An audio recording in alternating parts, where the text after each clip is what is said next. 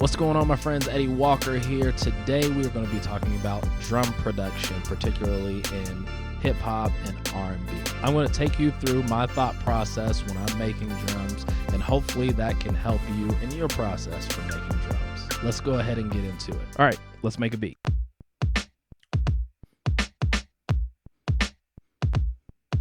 I think the first thing that I keep in mind is I want to make sure that the kick and snare have a good relationship before I move to anything else. It's going to be really easy to tell if your drums are not really sitting right based off of your kick and snare. And those are going to be the loudest elements in your drum set, so you want to be able to make sure that those are sitting right. All right, so I'm going to quantize these snares here just to give me a rough place to kind of where I want to be.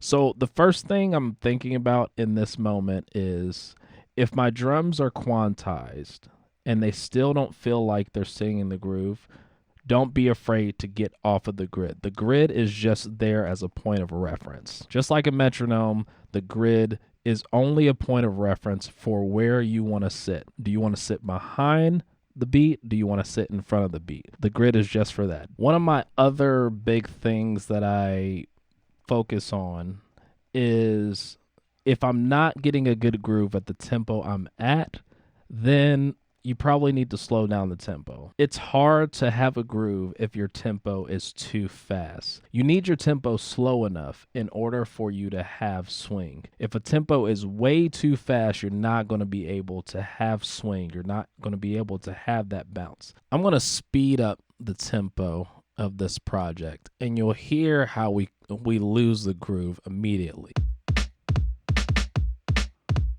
I'm going to bring the tempo down, and you'll kind of hear as it slows down, you start to get a groove back again.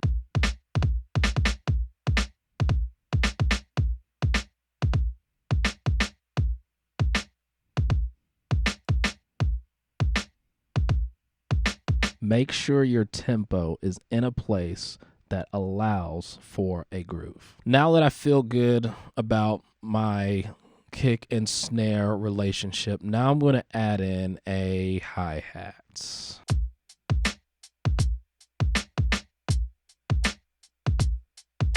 One important element of hi-hat groove is velocity. There's a big difference between having a varied velocity on your hi-hat and having a straight velocity on all of the hi-hat hits. Let me show you how that sounds, and let's compare the difference between a hi-hat with a steady velocity and a hi-hat with a varied velocity. Here is hi-hats at a steady velocity.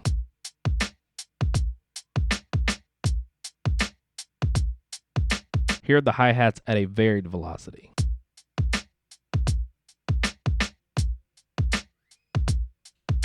Two things are happening when you vary the velocity of your hi-hats. One, you're giving more of a human feel to your hi-hat sounds, especially when you're using any kind of digital beat making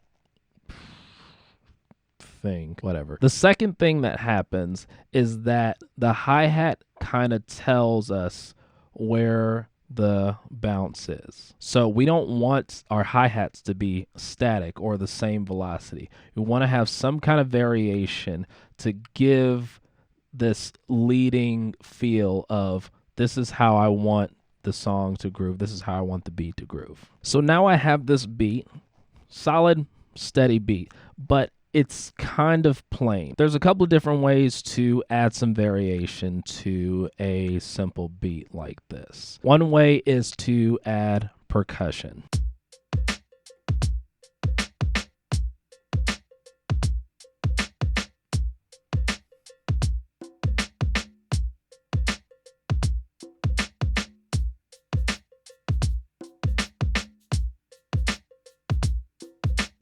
So notice also inside of my percussion, I do have some varied velocities based off of these different colors. Same concept that I have for my drums, I also want for percussion. I want to have some varying velocity to give a human feel and also to lend to the groove, just to get in a little bit of the mixing aspect. Most cases, you're going to want your kick and your snare to be the most prominent, and then you want to color how everything is sitting around that. Not everything that you recorded needs to be heard. Sometimes it's more about the feel it is giving and less about it being heard. Let's put a bass line on this just so you can see in context how the groove is working.